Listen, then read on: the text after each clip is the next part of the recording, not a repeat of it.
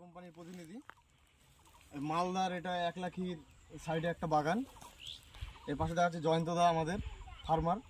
জয়ন্তদার বাগানে গত 10 দিন আগে প্রচুর পরিমাণে মধু লেগেছিল।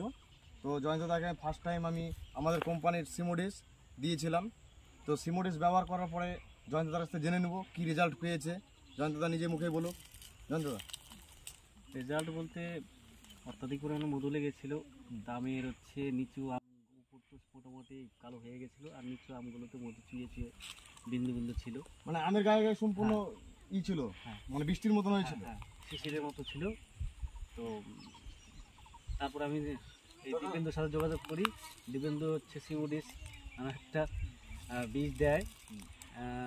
সেই বীজটা হচ্ছে 1000 লিটার 300 ml ডোজ দিয়ে স্প্রে করার পরে এখন আর কোনো মধু দেখা যায় না। আর হচ্ছে আমের গায়ে যে বিন্দু বিন্দু ছিল সেগুলো পরিপূর্ণভাবে কেটে গেছে। আমাদের সিমোডিস ব্যবহার করার পরে এখন মনে হচ্ছে কি যে এই সিমোডিসটা যদি কিছুদিন আগে ব্যবহার করতে পারতেন তাহলে মনে হয় না যে এর থেকে আরও বেটার হতো? হ্যাঁ, আমের গাছে যেমন হচ্ছে এর থেকে বেটার রেজাল্ট হতো।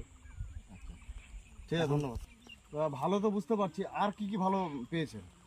মানে আমি শুধু এই বাগানটাই ট্রাই করেছি সিমোডিস, যেহেতু নতুন প্রোডাক্ট।